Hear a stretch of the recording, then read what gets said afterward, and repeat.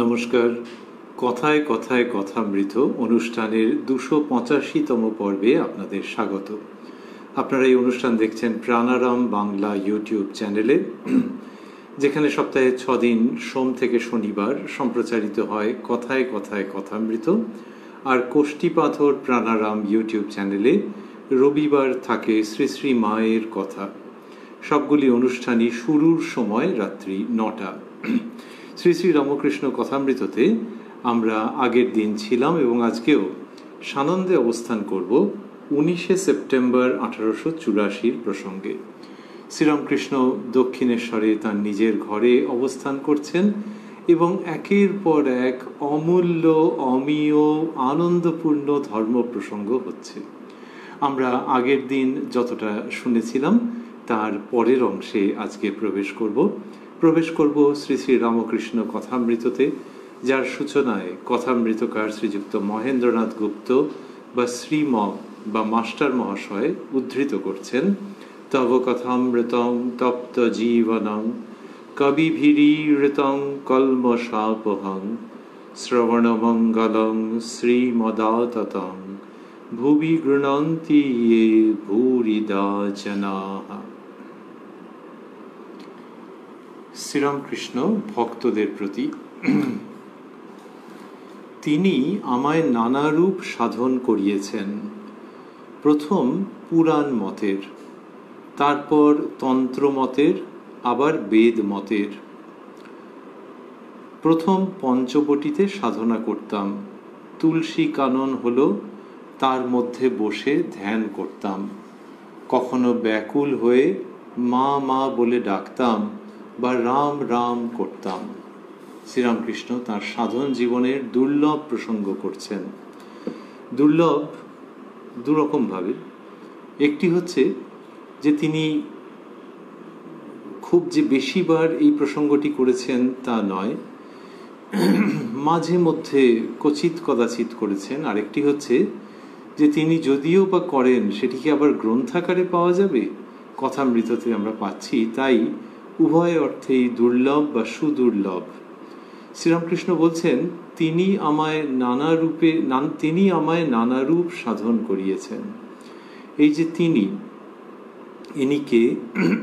শ্রীরামকৃষ্ণের জীবনীর থেকে যেটুকুনি বোঝা যায়, তিনি মা ভবতারিণী স্বয়ং। মা এইসব সাধন করাচ্ছেন। শ্রীরামকৃষ্ণের দ্বৈত ভাবের সাধনা তো বটেই, অদ্বৈত সাধনাও মায়ের অনুমতিক্রমে, মায়ের সম্মতিতে, মায়ের কৃপায়। এটি তার জীবনের বিশেষত্ব। এখানে তিনি বলছেন তিনি আমায় নানারূপ সাধন করিয়েছেন। আরেকটি কি?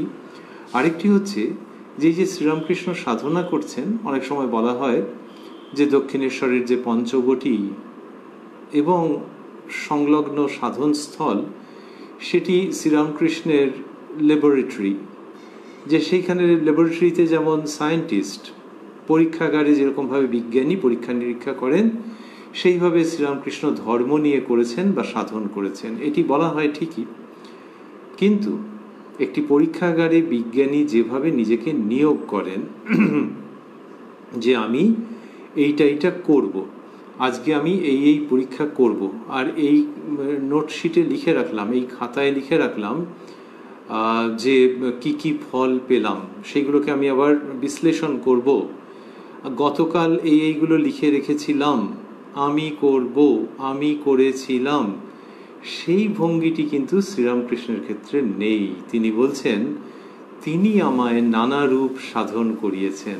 তার মানে পঞ্চবটি ও তৎসংলগ্ন এলাকায় যা কিছু সাধন হয়েছে সেটা বিজ্ঞানসম্মত ধর্ম সাধন বা আধ্যাত্মিকতার সাধন বলা হলেও শ্রীরামকৃষ্ণ এক্ষেত্রে যেন সায়েন্টিস্টের ভূমিকায় ঠিক নেই। সায়েন্টিস্ট বা বিজ্ঞানীর মতো করে তিনি তন্ন তন্ন করে অনুসন্ধান করেছেন, সত্যের অনুসরণ করেছেন, তার জন্য সংগ্রাম সাধন করেছেন। কিন্তু তিনিই বলছেন যে এটি তিনি করিয়েছেন, তিনি মানে মা ভবতারিণী করিয়েছেন। একজন বিজ্ঞানী তো এমনিতে এটা বলবেন না যে আজকে যে পরীক্ষাগুলো করলাম উনি আমাকে দিয়ে ফিজিক্সের এই এক্সপেরিমেন্টগুলো করিয়ে নিলেন, এরকম তো সচরাচর শোনা যাবে না। শ্রীরামকৃষ্ণের ক্ষেত্রে এক্সপেরিমেন্টেশন বা পরীক্ষা যেমন সত্য, তেমনি একই রকম ভাবে অবশ্যম্ভাবী রূপে, অঙ্গাঙ্গী রূপে সত্য, যখন যে ভাবটি তিনি ধারণ করে বলছেন যে তিনি করিয়ে নিয়েছেন। তাহলে মা ভবতারিণীর কৃপায় শ্রীরামকৃষ্ণ করছেন সেটি বিজ্ঞানীর কর্মপদ্ধতির সঙ্গে মিলে যাচ্ছে। তো তিনি বলছেন তিনি আমায় নানা রূপ সাধন করিয়েছেন। এই যে শ্রীরামকৃষ্ণের ভাব, এটাকে বিনয় বললে ঠিক হচ্ছে না, পুরোপুরি হচ্ছে না। এটা একেবারে শ্রীরামকৃষ্ণের অঙ্গীভূত, তার সঙ্গে একাত্ম। তিনি বলেন যে মা যেমন বলান তেমনি বলি, যেমন করান তেমনি করি, যেমন চালান তেমনি চলি। বলেন যে তুমি যন্ত্রী, আমি যন্ত্র। মায়ের যন্ত্রস্বরূপ হয়ে, মায়ের একেবারে হাতের যন্ত্রটি হয়ে শ্রীরামকৃষ্ণ কাজ করেন। সেটি তিনি তার শ্রীমুখে কতবার ব্যক্ত করেন, এবং সেটি ব্যক্ত করেন মায়ের প্রতি অপার ভালোবাসার ভাব নিয়ে। সেই জন্যে শ্রীরামকৃষ্ণের এই সাধনের অগ্রে মা, মধ্যে মা এবং অন্তেও মা। সেই তিনি বলছেন তিনি আমায় নানা রূপ সাধন করিয়েছেন। প্রথম পুরাণ মতের, তারপর তন্ত্র মতের, আবার বেদ মতের। পুরাণ, তন্ত্র, বেদ। বেদ মতের মানে ওই অদ্বৈত সাধনের কথা বলছেন। বললেন প্রথমে পঞ্চবটিতে সাধনা করতাম, তুলসী কানন হলো, তার মধ্যে বসে ধ্যান করতাম। এই যে তুলসী কানন হলো, এর মধ্যেও ওই ইঙ্গিত থেকে যাচ্ছে। তারপরেই বলছেন তার মধ্যে বসে ধ্যান করতাম, তার মানে আমি করতাম, এই তো। কিন্তু তুলসী কানন হলো, তার মানে আর একটু শব্দ যোগ করা গেলে তুলসী কানন করা হলো, আর কিছু শব্দ যোগ করা গেলে মায়ের ইচ্ছায় তুলসী কানন করা হলো। তাহলে যে তুলসী কানন হলো, সরাসরি যে বলছেন না যে আমি করলাম, তার মানে এই মায়ের ছেলে মিলে এইসব হচ্ছে, মায়ের ইচ্ছায় ছেলে এইসব করছে।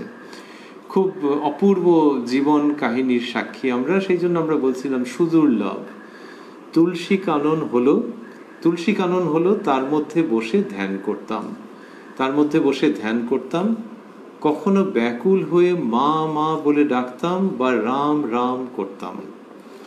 এবারে মা মা বলে ডাকা মানে শাক্ত ভাবের এটি অন্তর্গত, আর রাম রাম বলে ডাকছেন এটি বৈষ্ণব ভাবের অন্তর্গত। তাহলে শাক্ত বৈষ্ণব এইসব ভেদ শ্রীরামকৃষ্ণের কাছে কোনো প্রাচীর নির্মাণ করছে না। শাক্ত একটি, বৈষ্ণব একটি, নাম আলাদা, পদ্ধতি আলাদা, কিন্তু যিনি এক নিঃশ্বাসে বলতে পারেন, শ্রীমুখ দিয়ে পর পর উচ্চারিত হয়, যে কখনো তিনি বলছেন কখনো ব্যাকুল হয়ে মা মা বলে ডাকতাম বা রাম রাম করতাম। তাহলে বাক্য শেষ হয়নি, মা মা বা রাম রাম করতাম। তার মধ্যে বোঝা যাচ্ছে বিভিন্ন ধর্মের একত্র সমাবেশ, বিভিন্ন ধর্মের মুখ যেন একসঙ্গে দেখতে পাওয়া যাচ্ছে। বিভিন্ন ধর্ম যেন পরম আনন্দের সঙ্গে শ্রীরামকৃষ্ণের শ্রীমুখে কথা বলছেন। যখন রাম রাম করতাম তখন হনুমানের ভাবে হয়তো একটা ল্যাজ পরে বসে আছি। যখন রাম রাম করতাম তখন হনুমানের ভাবে হয়তো একটা ল্যাজ পরে বসে আছি, উন্মাদের অবস্থা। সে সময় পূজা করতে করতে গরদের কাপড় পরে আনন্দ হতো, পূজারই আনন্দ এরকম। তাহলে ওই যখন রামকে যখন ডাকতেন, রামচন্দ্রের উপাসনা যখন করছেন, তখন এইরকম। ওই যে বললেন পুরাণ মতে যখন রাম রাম করতাম তখন হনুমানের ভাবে হয়তো একটা ল্যাজ পরে বসে আছি। এই যে পরম ভক্ত হনুমান, তিনি বীর, একই সঙ্গে পরম ভক্ত, সেই তাঁর ভাবে শ্রীরামকৃষ্ণ রামচন্দ্রের উপাসনা করছেন। এই খুব অদ্ভুত। যদি আমরা অনেকটা সময়ের এদিক ওদিক ভ্রমণ করতে চেষ্টা করি, উপস্থিত হই আমরা অচিরেই সেই ঘটনায় যেখানে তিনি তার শ্রীমুখে বলছেন, যে রাম, যে কৃষ্ণ ইদানিং এই দেহে সেই রামকৃষ্ণ। তাহলে তিনি আবার উপাসনা করছেন কেন? ওই ভগবান স্বয়ং অবতীর্ণ হয়েছেন, কিন্তু তিনি উপাসনাও করছেন। যখন করছেন তখন তাকে মানুষের ভাবে পাওয়া যাচ্ছে, এবং সেই জন্যই তার আবির্ভাব, যে একজন মানুষ।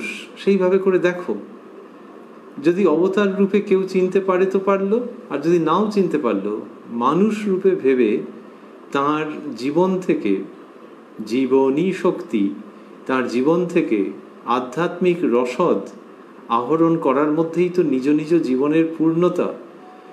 শ্রীরামকৃষ্ণ সেই জন্য রামের সাধনা, রামচন্দ্রের সাধনা কিভাবে করেছেন সেটি আবার ব্যক্ত করছেন। সাধনা করেছেন তাহলে তো হয়েই গেল, কিন্তু সেটা ব্যক্ত করা কেন? ওই কারণে যে সাধক সাধিকা ভক্তজনের কাছে এটি প্রদর্শন করছেন, এই অমীয় বার্তা স্থাপন করছেন যে এইভাবে রামচন্দ্রকে ডাকতাম। তাহলে সেটি নিদর্শনের জন্যে, সেটি ভক্তদের অনুসরণের জন্য। এবং সেখানে তিনি একেবারে পুরোপুরি করেছেন। নিজে বলতেন যে 16 টাং করছি, তোরা 1 টাং করবি বলে, মানে 16 ভাগের 1 ভাগ। তো এই যে এরকম করবি বলে, তাহলে তিনি পূর্ণ পরাকাষ্ঠা প্রদর্শন করছেন। যখন রাম রাম করতাম তখন হনুমানের ভাবে হয়তো একটা ল্যাজ পরে বসে আছি, উন্মাদের অবস্থা। আর সেই সঙ্গে বলছেন লৌকিক দিক থেকে সে সময় পূজা করতে করতে গরদের কাপড় পরে আনন্দ হতো, পূজারই আনন্দ, গরদের কাপড় পরলে আনন্দ হতো। কিন্তু তার আগে বললেন উন্মাদের অবস্থা, আর বললেন একটা ল্যাজ পরে বসে আছে। এই যে ল্যাজ পরে বসে আছেন, তার মানে হনুমানের ভাব নিজের মধ্যে পুরোপুরি আরোপ করছেন। হনুমান তিনি শ্রীরামচন্দ্রকে, জননী সীতা দেবীকে যেভাবে দেখেছেন, বুক চিরে দেখালেন যে সেখানে রাম সীতা, তার মানে আর কিচ্ছু নেই। এই যে হনুমানের ভাব, রামচন্দ্রের জন্য লাইফ স্টেক করতে তিনি একেবারে অগ্রণী, জীবন বিপন্ন করছেন না, আসলে রামচন্দ্রের মধ্যেই তিনি জীবিত রয়েছেন, তার সমস্ত কিছু রামচন্দ্রের মধ্যেই। কিন্তু বাইরের দিক থেকে দৃষ্টিতে দেখতে গেলে যে রামচন্দ্রের জন্য তিনি কি না করতে পারেন, সেই হনুমানের ভাব কোনো ভক্তের যদি হয়, তাহলে সেইটিই তো রামচন্দ্রকে উপাসনার পদ্ধতি, অবস্থান, মানসিকতা। হনুমানের ভাব যখন কেউ পুরোপুরি নিজের উপরে আরোপ করছেন, তখন কি রকম যে তিনি ওরকমই ভাবছেন। আর যদি একটু ছেলে মানুষের দিক থেকে ভাবা যায়, এই যে ছেলে মানুষই, এই যে কল্পনার পক্ষ বিস্তার, এইখানেই তো আসল মজা। যিনি সাহিত্য করছেন তিনি তো কত দূর পর্যন্ত কল্পনাকে ডানা মেলে উঠতে দিচ্ছেন। যুক্তির পথ ধরে কল্পনা আকাশচারী হচ্ছে, সেইখান থেকে তিনি ভাবছেন একটি চরিত্রকে নিয়ে কত রকমের সম্ভাবনার কথা ভাবছেন। এই যে কল্পনা বহুদূর পর্যন্ত যেন পাখা মেলে উড়ে যাচ্ছে, এইখানেই তো কাব্যের একটা সার্থকতা, কাব্যের অনন্ত সম্ভাবনা। সেই যে কল্পনাকে আশ্রয় করা, সেইখান থেকে মহৎ কাব্য রচিত হচ্ছে। দর্শন তথা আধ্যাত্মিকতার মধ্যে সেই কাব্যের লক্ষণ রয়েছে তো, যে ওইভাবে কল্পনাকে পাখা মেলতে দাও। তা নাহলে আর কি হলো? তা না হলে তো একেবারে বইয়ের মতো হয়ে গেল। বইয়ের মতো হলে কোনো লাভ আছে? বিজ্ঞানী যিনি, তিনি যখন নতুন কিছু উদ্ভাবন করবার চেষ্টা করছেন, তখন কল্পনাকে হ্রাস ছেড়ে দিচ্ছেন তো। যখন কেউ কল্পবিজ্ঞান লিখছেন, সেই সাহিত্য রচনা করছেন, তখন তিনি ভাবছেন ভবিষ্যতে কত কি হতে পারে, কিন্তু একটা যুক্তির পথ ধরে যাচ্ছে যে এই এই হতে পারে। কত ক্ষেত্রে হয়েছে, সেই কল্পবিজ্ঞানের মধ্যে যা রচিত হয়েছে সেটি পরে আবিষ্কৃত হয়েছে। আবিষ্কারের বীজ যেন সেই কল্পবিজ্ঞানের কাহিনী বা উপন্যাসের মধ্যে ছিল। তা নাহলে আর বিজ্ঞান নিয়ে কাজ করে লাভ কি, যদি না একটু কল্পনা করা গেল যে এটা হলে এটা হলে এটা হলে কি হবে। এই কল্পনা, যিনি কিনা মহাকাশ সম্পর্কে গবেষণা করছেন, তারও একটা কল্পনার জায়গা আছে যে আচ্ছা এখানে এটা পাচ্ছি এটা পাচ্ছি এটা পাচ্ছি, তাহলে ওইখানে একটা তারকা, একটা স্টার থাকতে পারে, ওখানে আর একটা কিছু থাকতে পারে, সেখানে আর একটা কিছু থাকতে পারে। আপনি কি শিওর? না। তাহলে একেবারে দেখুন অযৌক্তিকও ভাবছি না, একটু কল্পনা করে নিচ্ছি। এই কল্পনাকে রাশ ছেড়ে না দিলে কোনো মৌলিক কাজ সম্ভব নয়। তো শ্রীরামকৃষ্ণ সেই জায়গাটি করছেন যে আমি হনুমানজির ভাবে রয়েছি। এইরকম যখন হচ্ছে তখন সেই ব্যক্তির বাইরের দিকেরও লুক সেটা বদলে যায়। তো অনেক সময় কবি সাহিত্যিক তিনি হয়তো বেশ লম্বা লম্বা চুল রেখেছেন, সবসময় যে রাখতে হবে তার কোনো মানে নেই, কিন্তু সেরকমটা হতেই পারে। একটা সাইড ব্যাগ নিয়েছেন, একটা বিশেষ ধরনের নিয়েছেন। বিজ্ঞানী তার আবার আরেক রকমের উস্কো খুস্কো চেহারা, এরকম একটা লুক এর সঙ্গেও এটা যুক্ত হয়ে যায়। শ্রীরামকৃষ্ণ ওই লুক এর দিকটাতেও যে কীরকম দেখতে, সেইখানেও হনুমানজির ভাব একটা ল্যাজ পড়ে বসে আছেন। তাহলে এটা কারণটা কি? যে একদম হনুমানজির ভাবে এইটি হচ্ছে আধ্যাত্মিক কল্পনা এবং সেখানে অপূর্ব সত্য কাব্যের সূচনা। সেই হনুমানজির ভাবে বসে রয়েছেন, কিন্তু সেটা 5 জনেরকে প্রদর্শনের জন্য নয়। লোকে তো দেখলে হাসবে, আর কি ভাববে, উল্টো পাল্টা ভাববে। কিন্তু যিনি ওটা করছেন তাকেই জগৎ পুজো করছে, উপাসনা করছে, অনুসরণ করছে, বুদ্ধি দিয়ে, মন দিয়ে, মস্তিষ্ক দিয়ে, হৃদয় দিয়ে। শ্রীরামকৃষ্ণ নিজের কথা বলছেন, যখন রাম রাম করতাম তখন হনুমানের ভাবে হয়তো একটা ল্যাজ পড়ে বসে আছি। তাহলে ওটা আরোপ, যেটা আরোপ করছেন নিজের ওপরে হনুমানজির ভাব। যখন কেউ ধরা যাক একটা কোনো চরিত্রে অভিনয় করবেন, তখন সেই পোশাকটা পরে অভিনয় করলে আর একটু ভালো হয়। কারণ কি, ওটা আরোপ করা।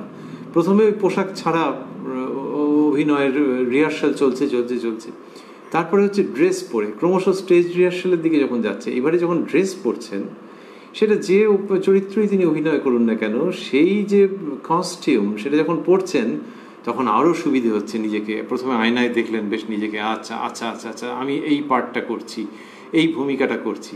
তারপর যখন করছেন তখনও তো নিজের পোশাকের দিকে নজর পড়ছে, তো তখন ওই চরিত্রের সঙ্গে একাত্ম হতে অনেক সুবিধে হচ্ছে। যদি কাউকে প্রচুর রিহার্সাল দেওয়া হয় এবং তিনি পার্ট পুরো মুখস্থ করে ফেলেন, মুভমেন্টগুলো একেবারে করায়ত্ত হয়ে যায়, সবই হলো, শুধু অনুষ্ঠানের দিন কস্টিউম পেলেন, তাহলে মহা মুশকিলের ব্যাপার হয়ে যাবে। যে ওইটা পরে তখন ওই ভাবটা সৃষ্টি করা একটা সংকট তৈরি হয়ে যেতে পারে। কিন্তু যদি আগে থাকতেই ওই পোশাকটা পরে অভ্যেস হয়ে থাকে, তাহলে খুব চমৎকার আয়নায় দেখছেন মাঝে মাঝে এবং নিজের উপরে ওই ভাবটা আরোপ করতে সুবিধা হচ্ছে। শ্রীরামকৃষ্ণ ওই ল্যাজ পরে বসে আছেন, তাহলে সে কি দেখা যাচ্ছে নাকি না, কিন্তু একটা ফিলিং হচ্ছে। এই সমস্তটা মিলে তিনি ওটা আরোপ করছেন নিজের উপরে, ওই হনুমানজির ভাব, যখন রামচন্দ্রের উপাসনা করছেন। ভারী চমৎকার দৃষ্টান্ত। এবং বললেন উন্মাদের অবস্থা। তাহলে উন্মাদের অবস্থা বলছেন, উন্মাদের অবস্থা তিনি কথাটা বলতেন, তার মানে হচ্ছে যে জগৎ সম্পর্কে আর কোনো হুঁশ নেই। I just don't care about the external world. এটি উন্মাদের যেরকম হয়ে থাকে, যে সে কি যে নিজের জগতে রয়েছে, এখন সেটা এলোমেলো হতে পারে, আর এনার ক্ষেত্রে সুনির্দিষ্ট, কিন্তু বাইরের জগতের কোনো হুঁশ নেই। ওইখান থেকে উন্মাদের অবস্থা খুব শিক্ষণীয় এবং মধুর ও শক্তিশালী। শ্রীরামকৃষ্ণ বলছেন যে সেরকমভাবে একটা ল্যাজ পরে বসে আছেন। এটি খুব চমৎকার একটি ভাব, যেখানে তিনি এরকমভাবে বলছেন এবং বলছেন উন্মাদের অবস্থা। সে সময় পূজা করতে করতে গরদের কাপড় পরে আনন্দ হতো, পূজারই আনন্দ। তন্ত্রমতের সাধন বেলতলায়। এবারে বলছেন তন্ত্রমতের সাধন ওই যে বেলতলা। বেলতলাটি কোনখানে? দক্ষিণেশ্বর মন্দিরের একেবারে উত্তর পূর্ব কোণে। এখন যেখান দিয়ে গাড়ি বেরোয়, তারপরেই আগে দেশলাই কারখানা ছিল। তাহলে ওই উত্তর পূর্ব দিকের যে কোণ, সেইখানে হচ্ছে বেলতলা। বললেন তন্ত্রমতের সাধনা বেলতলায়। তখন তুলসী গাছ সজনের খাড়া এক মনে হতো। ওই যে তন্ত্রের সাধনা যখন করছেন, তখন সমস্ত জগতের মধ্যে সেই শক্তিকে তিনি দেখছেন কিভাবে, সে তো তিনিই জানতেন। কিন্তু সকলের কল্যাণ মঙ্গলের জন্যে, ভক্তদের আধ্যাত্মিক সাধনার জন্য ব্যক্ত করছেন কিছু কিছু উপায়, হিন্টসের মতো করে বলছেন যে ওই কি অবস্থা হয় তারই কিছু নিদর্শন। তখন তুলসী গাছ সজনের খাড়া, সজনের আটা যাকে বলা হয়, তুলসী গাছের সঙ্গে সেটা এক হলো নাকি? তো বলছেন তখন তুলসী গাছ সজনের খাড়া এক মনে হতো। এই তন্ত্র সাধনা করতে করতে এরকম অবস্থা লাভ। সে অবস্থায় শিবানীর উচ্ছিষ্ট সমস্ত রাত্রি পড়ে আছে, তার সাপে খেলে কি কিসে খেলে তার ঠিক নাই, ওই উচ্ছিষ্টই আহার। তো তখন রাত্রিবেলায় দক্ষিণেশ্বর মন্দির, ঘন জঙ্গল, বিভিন্ন পশু, শৃগাল ইত্যাদি সমস্ত ঘুরে বেড়াচ্ছেন। তো সেই রকম বলছেন যে উচ্ছিষ্ট সমস্ত রাত্রি পড়ে আছে, তার সাপে খেলে কি কিসে খেলে তার ঠিক নাই, ওই উচ্ছিষ্টই আহার। এইরকম তীব্র সাধনা। কুকুরের উপর চড়ে তার মুখে লুচি দিয়ে খাওয়াতাম আর নিজেও খেতাম। তীব্র সাধনার প্রসঙ্গ চলছে। শ্রীরামকৃষ্ণ বলছেন সর্বং বিষ্ণুময়ং জগৎ। মাস্টারমশাই এই শব্দগুলিকে স্থূলাক্ষরে দিয়েছেন। সর্বং বিষ্ণুময়ং জগৎ, যে বিষ্ণুই সমস্ত জগতে বিষ্ণুর দ্বারাই সমস্ত জগৎ পরিব্যাপ্ত, এটির কথা তিনি বলছেন। মাটিতে জল জমবে তাই আচমন, মাটিতে জল জমবে তাই আচমন, আমি সে মাটিতে পুকুর থেকে জল দিয়ে আচমন করলাম। এই অবস্থায় এরকম আছে যে মাটিতে যে জল জমবে সেইটি দিয়ে আচমন। তো মাটিতে জল কখন জমবে, বৃষ্টি পড়বে ইত্যাদি, তো পুকুর থেকে জল নিয়ে, তার মানে এরকম একটা যেখানে কোথাও একটা মাটির মধ্যে ডিপ্রেশন আছে, একটু নিচু কোনো জায়গা, সেইখানে পুকুর থেকে জল নিয়ে সেখানে রাখছেন, রেখে ওইখান থেকে আচমন করছেন। মানে ওই সূচি অসুচি জ্ঞানকে উত্তীর্ণ হয়ে যাওয়া, সেটি দেখাচ্ছেন। তারপরে বলছেন, যেটি এর মধ্যে আবার শক্তির প্রকাশ আছে, বলছেন অবিদ্যাকে নাশ না করলে হবে না। আমি তাই বাঘ হতাম, হয়ে অবিদ্যাকে খেয়ে ফেলতাম। এই সমস্ত তন্ত্রের গূঢ় পথ সেগুলির কথা ব্যক্ত করছেন, যে অবিদ্যাকে নাশ না করলে হবে না, আমি তাই বাঘ হতাম, হয়ে অবিদ্যাকে খেয়ে ফেলতাম। বাঘ, তার মানে বাঘের শক্তি নিজের উপরে আরোপ করে বিচারের দ্বারা, ওই শক্তিটা কোথার থেকে আসবে, শারীরিক শক্তির প্রসঙ্গ নয়, কিন্তু মানসিক শক্তি, বিচারলব্ধ শক্তি, ব্যাঘ্র সম। আমি তাই বাঘ হতাম, হয়ে অবিদ্যাকে খেয়ে ফেলতাম। বেদ মতে সাধনের সময় সন্ন্যাস নিলাম, তখন চাঁদনিতে পড়ে থাকতাম। ঋদুকে বলতাম আমি সন্ন্যাসী হয়েছি, চাঁদনিতে ভাত খাবো। তো ওই চাঁদনি মানে ওই দক্ষিণেশ্বর মন্দিরে রানী রাসমণির করা মূল ঘাট থেকে উঠে মন্দির প্রাঙ্গণে ঢুকতে গেলে যে জায়গাটি, সেটির কথা বলছেন। বেদ মতে সাধনের সময় সন্ন্যাস নিলাম, এটি সম্ভবত শ্রীমৎ তোতাপুরীজির অধীনে তার যে সাধন সেটির কথাই বলছেন। তখন চাঁদনিতে পড়ে থাকতাম, ঋদুকে বলতাম আমি সন্ন্যাসী হয়েছি, চাঁদনিতে ভাত খাবো। ভক্তদের প্রতি হত্যা দিয়ে পড়েছিলাম, মাকে বললাম আমি মুখ্যু, তুমি আমায় জানিয়ে দাও বেদ পুরাণ তন্ত্রে নানা শাস্ত্রে কি আছে। মা বললেন বেদান্তের সার ব্রহ্ম সত্য জগৎ মিথ্যা।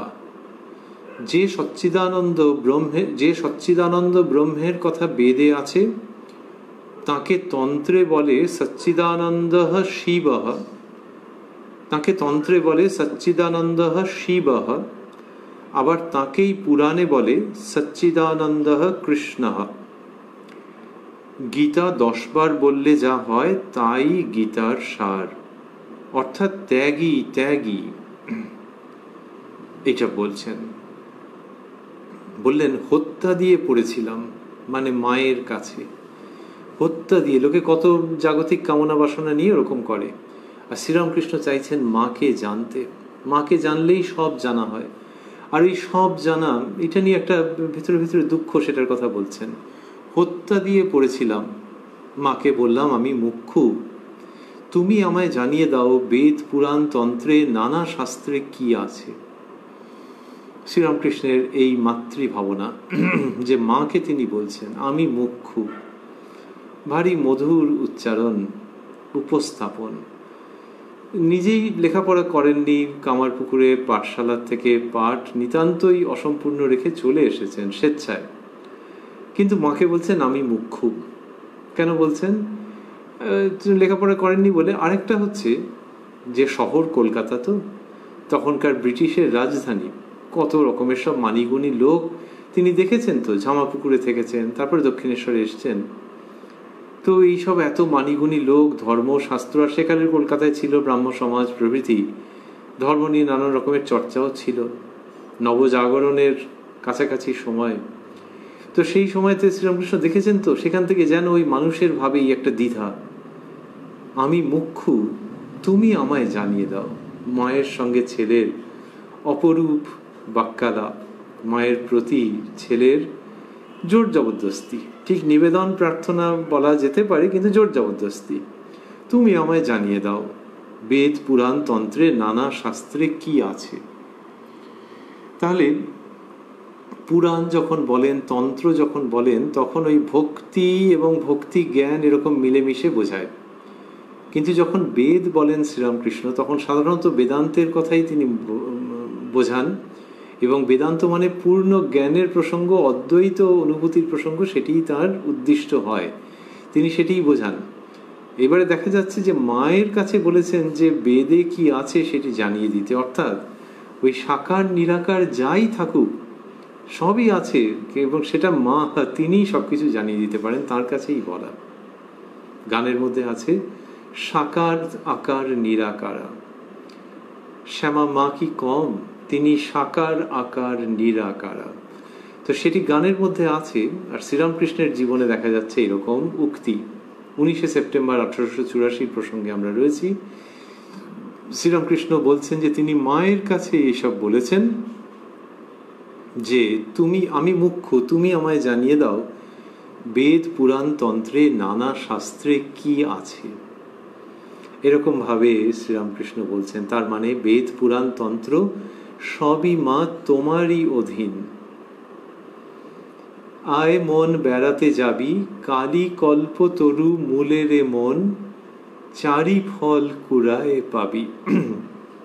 ধর্ম অর্থ কাম মোক্ষ, চার ফলই কুড়িয়ে পাওয়া যাবে কালী কল্প তরু মূলে। তা সেই গাছের তলায় মন চ বেড়াতে যাবি, আয় মন বেড়াতে যাবি, কালী কল্প তরু মূলে, চারি ফল কুড়ায় পাবি। তো শ্রীরামকৃষ্ণ সেই কালী কল্পতরুর কথাই বলছেন, এবং বলছেন যে মাকে এরকম বললাম যে মা আমায় জানিয়ে দাও।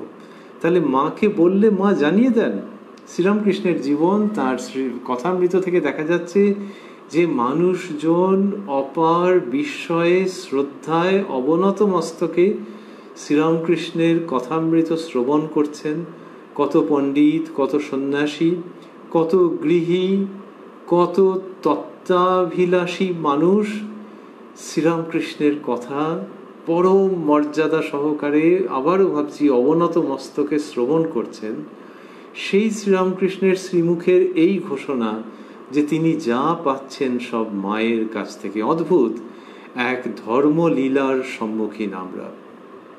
মা বললেন, শ্রীরামকৃষ্ণ বলছেন, মা বললেন বেদান্তের সার ব্রহ্মসত্য জগৎ মিথ্যা। এইরকম তো বলছেন, মা বললেন বেদান্তের সার ব্রহ্মসত্য জগৎ মিথ্যা। ব্রহ্মসত্য জগৎ মিথ্যা এই কথাটি সুপ্রচলিত। শঙ্করাচার্য তার ভাষ্যের মধ্যে এই কথা তো লিখেছেন। তাহলে ব্রহ্মসত্য জগৎ মিথ্যা, এটি আবার মা বললেন, এটা কিরকম হলো? এ তো শাস্ত্রের মধ্যে রয়েছে। তো তা এখনো যিনি কিনা দর্শন পড়েন, ভারতীয় দর্শন, প্রাচ্য দর্শন এবং অদ্বৈত দর্শন, তিনি তো হয়তো যদি ক্লাস করেন তাহলে প্রথম একটা দুটো ক্লাসের মধ্যেই হয়তো শুনবেন যে ব্রহ্মসত্য জগৎ মিথ্যা, সংস্কৃত সেটি শুনবেন, নিজের ভাষায় তার অনুবাদ হয়তো পড়বেন। তাহলে মা বললেন বেদান্তের সার ব্রহ্মসত্য জগৎ মিথ্যা, দুটি দিক আছে। একটি হচ্ছে বেদান্তের সার, তার মানে বেদান্তের মধ্যে যা আছে। এমনিতে বেদান্ত বলতে বলা হয় যে বেদের সার তার মধ্যে রয়েছে। উপনিষদ, ব্রহ্মসূত্র এবং গীতা, এই তিনটি মিলে তো বেদান্ত। তো বেদের সার তার মধ্যে রয়েছে। আবার বেদান্তের সার শ্রীরামকৃষ্ণ বলছেন যে মা বলেছেন ব্রহ্মসত্য জগৎ মিথ্যা, এটি একটি। কিন্তু তা সত্ত্বেও থাকে যে হ্যাঁ বেদান্তের সার তো এইটা, যে এটা তো আছে গ্রন্থে। মা বলেছেন মানে ওইটি মা বুঝিয়ে দিচ্ছেন। শাস্ত্রে থাকা একরকম আর বোঝা আর এক রকম, সেইটা তফাৎ হয়ে যাচ্ছে। তো যে একটা হ্রদ আছে কোথাও, চিল্কা হ্রদ আছে, জানা আছে, কেউ বলেছে, শোনা আছে, আর গিয়ে দেখা আছে, দুটোর মধ্যে তফাৎ হয়ে যাবে না? বা এগুলোর একটার সঙ্গে একটা তফাৎ হবে না? যিনি গিয়ে ওটা দেখেছেন তার তো একবারে অন্য রকমের আনন্দ। তেমনি বেদের মধ্যে ভাব আছে, বেদান্তের মধ্যে সুনির্দিষ্টভাবে চিহ্নিত হয়েছে, শাস্ত্র গ্রন্থে লিখিত হয়েছে, কেউ ভাষ্য রচনা করেছেন, আর মা দেখিয়ে দিয়েছেন। সেইখানে তফাৎ হয়ে যাচ্ছে। তফাৎ হয়ে যাচ্ছে মানে বিরোধিতা নেই, কিন্তু সম্পূর্ণতা আছে। মা বললেন বেদান্তের সার ব্রহ্ম সত্য জগৎ মিথ্যা। মা যখন বলেন তখন সেটি দর্শন হয়। এইটা শ্রীরামকৃষ্ণ দেখাচ্ছেন, যে মা বললেন বেদান্তের সার ব্রহ্ম সত্য জগৎ মিথ্যা। এটা অপূর্ব ভাব। আচ্ছা, জগৎ মিথ্যা মানে তো সবই, মূর্তি টুর্তি সবই তো মিথ্যা। তাহলে আবার মা বললেন, এইরকমভাবেই অবাক হয়ে গিয়েছিলেন শ্রীমৎ তোতাপুরীজি যখন শ্রীরামকৃষ্ণকে অদ্বৈত সাধন করাতে নিয়ে যাচ্ছেন। তিনি, ঠাকুরের বয়স তখন কম, তা তিনি বললেন মাকে জিজ্ঞাসা করে আসি। তা তিনি, তোতাপুরীজি ভেবেছেন নিজের জন্মদাত্রী মাকে জিজ্ঞাসা করে নিতে যাচ্ছে, কারণ সন্ন্যাসের প্রসঙ্গ আছে। তারপরে অবাক হয়ে গেলেন যে যাচ্ছে মন্দিরে, তাহলে এই দেবী প্রতিমা, তাকে জিজ্ঞেস করে অনুমতি নিয়ে অদ্বৈত সাধনায়, তো আজব ব্যাপার। শ্রীরামকৃষ্ণ মায়ের কাছে অনুমতি নিয়ে খুব একেবারে খুশিতে ডগমগ যেন সেরকমভাবে হয়ে এসে বললেন যে হ্যাঁ, মা অনুমতি দিয়েছেন। এর পরের ঘটনা চকিতে ঘটে যাচ্ছে এবং তোতাপুরীজি যৎপর নাস্তি বিস্মিত হচ্ছেন যে ঠাকুর শ্রীরামকৃষ্ণ ওখানে বসে যখন সাধন করবার জন্য চেষ্টা করছেন, সংগ্রাম করছেন, তোতাপুরীজি উপযুক্তভাবে তাকে পথপ্রদর্শন করছেন। তারপর যখন শ্রীরামকৃষ্ণ অদ্বৈত ভাবে লীন হয়ে গেলেন, তখন তোতাপুরীজি অবাক হয়ে গেলেন যে এত কম সময়ে এই সিদ্ধি, এরকম তো তিনি দেখেননি। তাহলে ওই যে মায়ের অনুমতি নিয়ে এসে তারপরে আবার যেন মাকে অতিক্রম করে গেলেন। তিনিই বলছেন যে মায়ের মূর্তি ঘন ঘন ভেতরে ফুটে উঠছিল অন্তঃকরণে, সেই মূর্তিকে তিনি মনে মনে দ্বিখণ্ডিত করলেন অসির দ্বারা, এবং তার দ্বারা ওইটি হলো অদ্বৈত অনুভূতি হয়ে গেল। তাহলে মা কোথায় রইলেন? মা রইলেন, শ্রীরামকৃষ্ণ বলছেন যে যিনি কালী তিনিই ব্রহ্ম। তোমরা যাকে ব্রহ্ম বলে কও, আমি তাকেই কালী বলে কই। বলছেন যে সচ্চিদানন্দ এবং এই রূপের মধ্যে কোনো তফাৎ নেই, যেমন সেই সমুদ্র এবং তার মধ্যে জমে যাওয়া বরফ। জ্ঞান সূর্যের উদয় হলে বরফ গলে সেই জলেই পরিণত হয়, কিন্তু স্বরূপত বরফ আর জল পৃথক নয়। তাই শ্রীরামকৃষ্ণ যখন বলেন যে মায়ের কৃপায় সেই অদ্বৈত জ্ঞান, তখন ধর্ম জগতে বোঝাই যায় যে নতুন বার্তা যেন সূচিত হচ্ছে। যেন ওই জন্যে যে ধর্মের মধ্যে কত রকম আছে তো, কিন্তু শ্রীরামকৃষ্ণের মধ্য থেকে মৌলিকতার সৌরভ উত্থিত হয়। যখন মা ভবতারিণীকে তিনি ডাকছেন খুব, আর মায়ের দেখা পাচ্ছেন না, সেই যে সময়টি, তখন যখন তার ভেতরে ব্যাকুলতা প্রচণ্ড হচ্ছে এবং মায়ের দেখা পাচ্ছেন না বলে ভেতরটা একেবারে ছিঁড়ে যাচ্ছে, সেই সময় তিনি দেখলেন, তার নজর পড়ল মায়ের পিছনের দিকে দেওয়ালে খাঁড়া ঝোলানো আছে। যখন সে খাঁড়ায় হাত দিয়ে একটা চূড়ান্ত কিছু করতে যাচ্ছেন, সেই সময় মন্দিরের সমস্ত প্রাঙ্গণ, নাট মন্দির, মা, সমস্ত কিছু একেবারে যেন জ্যোতিতে জ্যোতিতে ভরে উঠল। শ্রীরামকৃষ্ণ বর্ণনা দিচ্ছেন সেই মন্দির জ্যোতিতে, মায়ের গর্ভ মন্দির জ্যোতিতে ভরে গেছে। সেই জ্যোতির সমুদ্রের মধ্যে তিনি হাবুডুবু খাচ্ছেন। তিনি হাবুডুবু খাচ্ছেন, জ্যোতির সমুদ্রের ঢেউগুলো এসে যেন তাকে গ্রাস করছে। কি আনন্দ! সে আনন্দ মুখে ব্যক্ত করা যায় না। তিনি সেই আনন্দের মধ্যে, সেই চেতন জ্যোতির সমুদ্রের মধ্যে আত্মহারা হয়ে জ্ঞান হারালেন। তার জীবনীকার শ্রীমৎ শারদানন্দজি লিখছেন যে তিনি কি মায়ের দর্শন পেয়েছিলেন? কারণ মাকে দেখতে পাচ্ছেন না বলেই তো এত কিছু, কিন্তু তারপর জ্যোতি দর্শন হলো। শারদানন্দজি বলছেন যে মায়ের দর্শন পেয়েছিলেন বলেই মনে হয়, তার মানে ঠাকুর একেবারে পরিষ্কার করে ব্যক্ত করেননি। শারদানন্দজি বলছেন যে মায়ের দর্শন পেয়েছিলেন বলেই মনে হয়, কারণ ওই জ্যোতির সমুদ্রের মধ্যে তিনি মা মা বলতে বলতে বাহ্যক জ্ঞান শূন্য হয়ে পড়ে গিয়েছিলেন। তাহলে জ্যোতির সমুদ্রের মধ্যে মায়ের দর্শন যার হচ্ছে, সেই তাঁরই শ্রীমুখের কথা আমরা শুনছি 19শে সেপ্টেম্বর 1884, অনেক পরে, যেখানে তিনি বলছেন মা বললেন বেদান্তের সার ব্রহ্ম সত্য জগৎ মিথ্যা। তাহলে মায়ের কাছ থেকে শ্রীরামকৃষ্ণ ওই অদ্বৈত ভাবনা পাচ্ছেন। এটি নবযুগের নবধর্মের সূচনা লগ্ন নয়?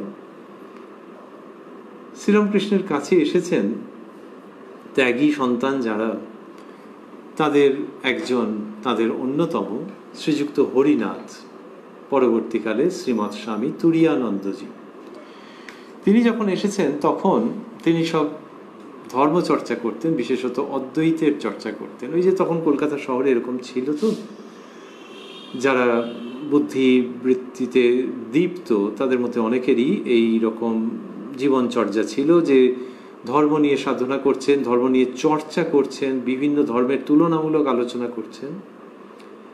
হরিনাথ এই অদ্বৈতের চর্চা খুব করতেন। শ্রীরামকৃষ্ণ জানতেন সবই, তার তো আর অজানা কিছু নয়, কিন্তু অদ্বৈতের সাধনা করা একরকম আর সেই সত্যে উপনীত হওয়া তো আরেক রকম। কোথাও যেন একটা ব্যবধান, যে কোনো পথেই হবে যে বই পড়ে একরকম জানা যাচ্ছে, ব্যাখ্যা পড়ে আরেক রকম জানা যাচ্ছে, কিন্তু সেই সত্যকে সরাসরি দর্শন কি হচ্ছে। হরিনাথ অর্থাৎ উত্তরকালের স্বামী তুরীয়ানন্দজি নিজেই জানাচ্ছেন পরবর্তীকালে যে একদিন ঠাকুর তাকে বললেন, সেই যুবক হরিনাথকে, যে কি গো তুমি নাকি খুব বেদান্ত বিচার করছো। তা বেদান্ত মানে তো ব্রহ্ম সত্য, জগৎ মিথ্যা, নাকি আর কিছু?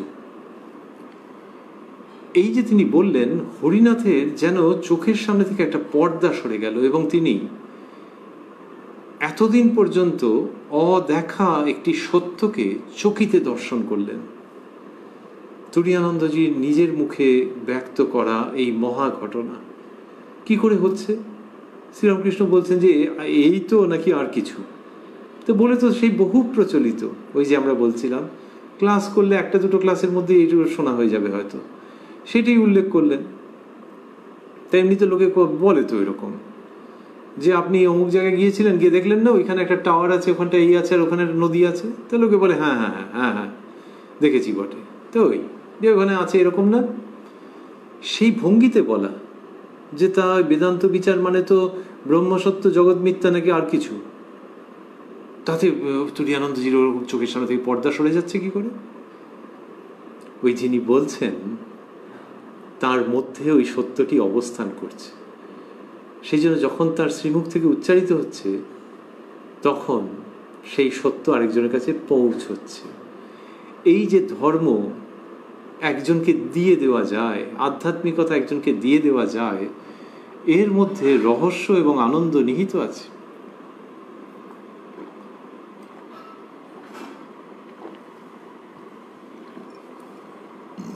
বেদান্তের মধ্যে বলা হচ্ছে দ্বে বিদ্যে বেদিতব্যে পরা চ অপরা চৈব।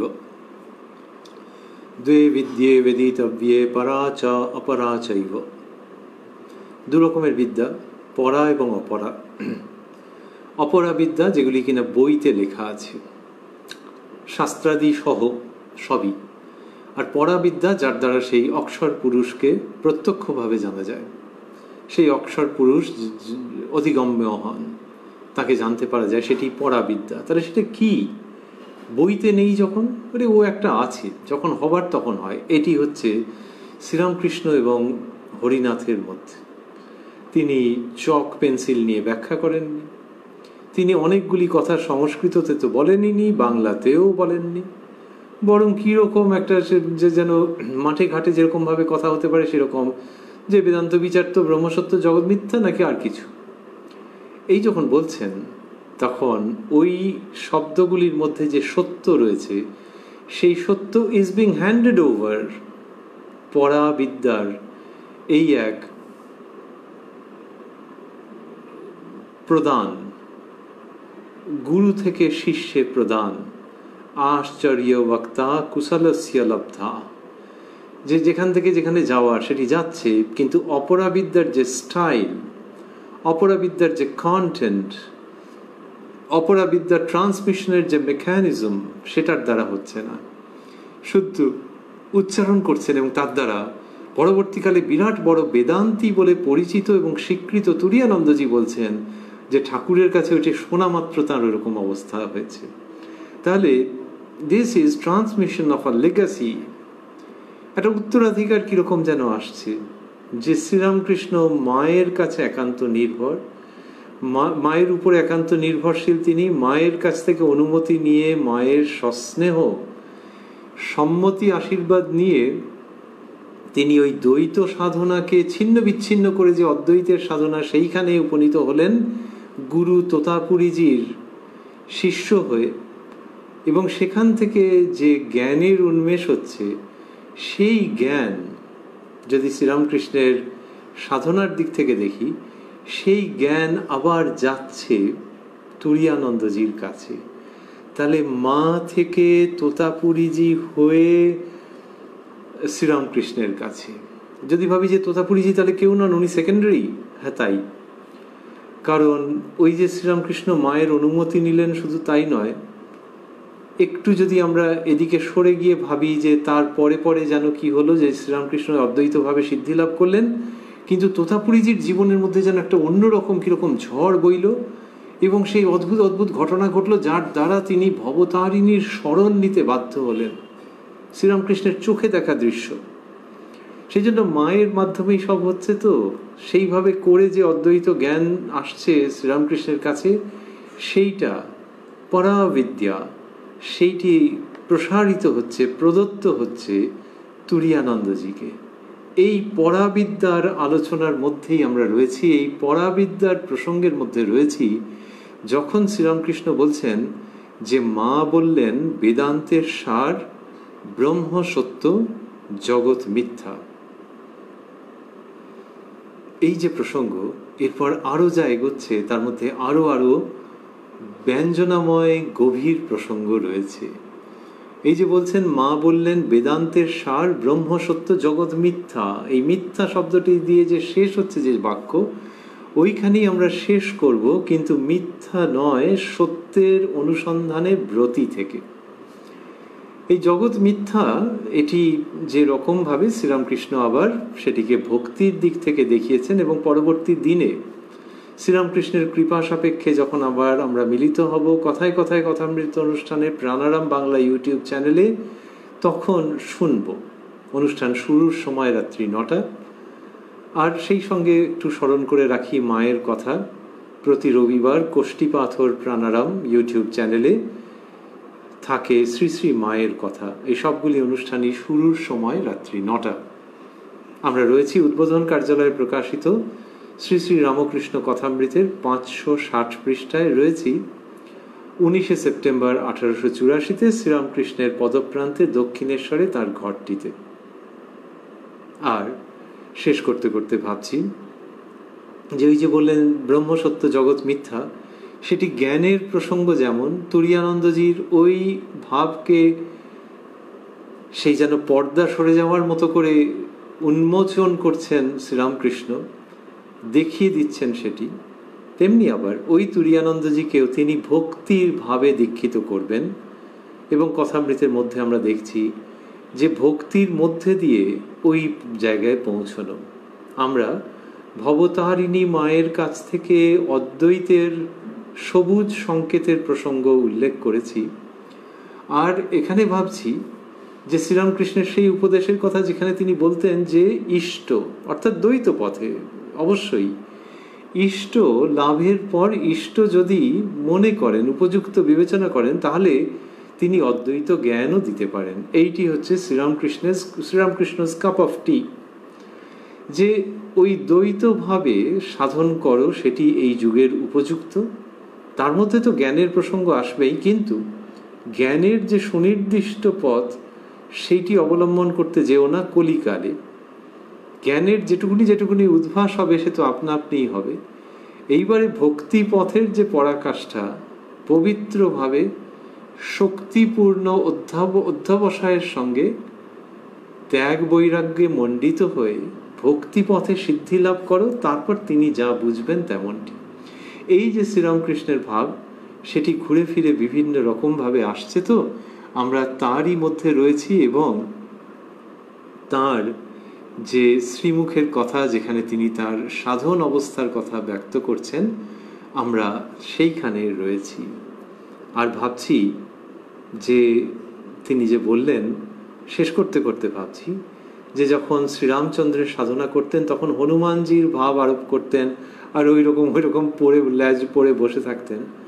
এই যে আরোপ করা, এটি শ্রীরামকৃষ্ণ বারবার শিখিয়েছেন। তো শ্রী শ্রী রামকৃষ্ণ কথামৃতের রচয়িতা মাস্টার মহাশয় বা শ্রীযুক্ত মহেন্দ্রনাথ গুপ্ত তিনি ভক্তদের বলতেন মাঝে মাঝে, যখন তারা ঠাকুরের কথা জিজ্ঞাসা করতেন, স্বাভাবিক মাস্টারমশাইকে জিজ্ঞাসা করছেন, তখন তিনি আপনি করে সম্বোধন করতেন সচরাচর, বলতেন যে আপনারা এক একটি সিন চিন্তা করবেন তাহলেই হয়ে যাবে। কথামৃতের এক একটি দৃশ্য তিনি সিন বলতে ভালোবাসতেন, নাটকের মতো তো সেইভাবে রচনা করেছেন।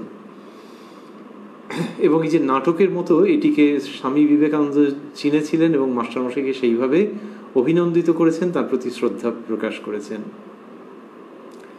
এইবারে এই যে নাটকের এক একটি দৃশ্যকে চিন্তা করা, সিনকে চিন্তা করা, সেটি শ্রীরামচন্দ্রের যে সাধনের প্রক্রিয়া শ্রীরামকৃষ্ণ ব্যক্ত করছেন নিজের শ্রীমুখে, সেই প্রসঙ্গে আমাদের মনে পড়ছে যে তিনি হনুমানজির ভাবে অবস্থান করতেন। আমরা কি এরকম ভাবে পারবো নাকি? আর আমরা কি ভাব আরোপ করব? আমরা যেটি আরোপ করতে পারি সেটি হচ্ছে যে শ্রীরামকৃষ্ণ স্বয়ং কথা বলছেন। যদি আজকে রামচন্দ্রের উক্তিও কেউ ভাবতে চান, তাহলে তার ঐতিহাসিক সত্যতার তো একটা জায়গা রয়েছে, কিন্তু কথামৃতের মধ্যে শ্রীরামকৃষ্ণের ক্ষেত্রে কি হচ্ছে, হিস্টোরিক্যালি ভেরি অ্যাকিউরেট, ঐতিহাসিকভাবে নিখুঁত একেবারে, যে এই ঘটনা ঘটেছে এই এই দিনে ওই ওই জায়গায়, সেই মানুষ উপস্থিত ছিলেন, ঘরের মধ্যে এই জিনিস ছিল, কত রকমের খুঁটিনাটি উল্লেখ আছে। সুতরাং শ্রীরামকৃষ্ণ শ্রীরামচন্দ্রের উপাসনা প্রসঙ্গে যে সংকেত রেখে যাচ্ছেন, সেটিকে বোধহয় আমরা খুবই আরোপ করতে পারি নিজেদের ওপর, যখন আমরা কথামৃতের আনন্দময় পরিবেশের মধ্যে অবস্থান করছি, যে শ্রীরামকৃষ্ণ স্বয়ং কথা বলছেন। মাস্টারমশাই রয়েছেন, অন্যান্য ভক্তরা রয়েছেন, আর আমরাও রয়েছি। এটি ওই হনুমানজির দেখানো যে দৃষ্টান্ত, সেইটি আমাদের জীবনে অবশ্য আমরা গ্রহণ করতে পারি বলে বোধ হয়, যে শ্রীরামকৃষ্ণের শ্রীমুখ থেকে শ্রী শ্রী রামকৃষ্ণ কথামৃত উচ্চারিত হচ্ছে, আমরা সেইখানে উপস্থিত রয়েছি।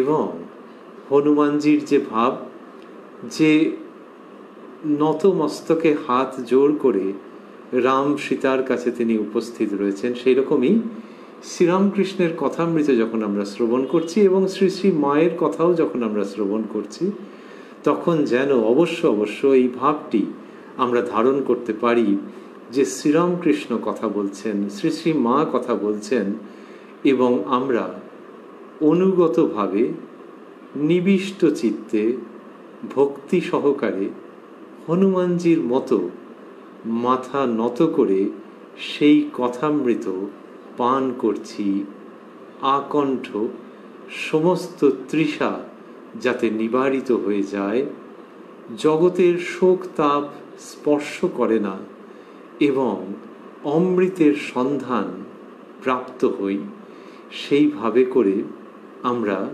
হনুমানজির মতো যেন ঠাকুর মায়ের শ্রী পাদপদ্মে অবস্থান করে মায়ের কথামৃত তথা শ্রীরামকৃষ্ণের কথামৃত শ্রবণ মনন অনুধ্যান করতে পারি।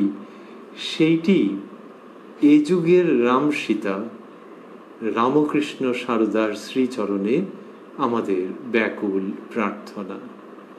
ওং নিরঞ্জনং নিত্যমনন্ত রূপং ভক্তানুকম্পাধৃত বিগ্রহং বৈ ঈশাবতারং পরমেশমিড্যং তং রামকৃষ্ণং শিরসা নমামহ। জননীং শারদাং দেবীং রামকৃষ্ণং জগদ্গুরুং পাদপদ্মে তয়োশ্রিত্বা প্রণমামি মুহুর্মুহুঃ।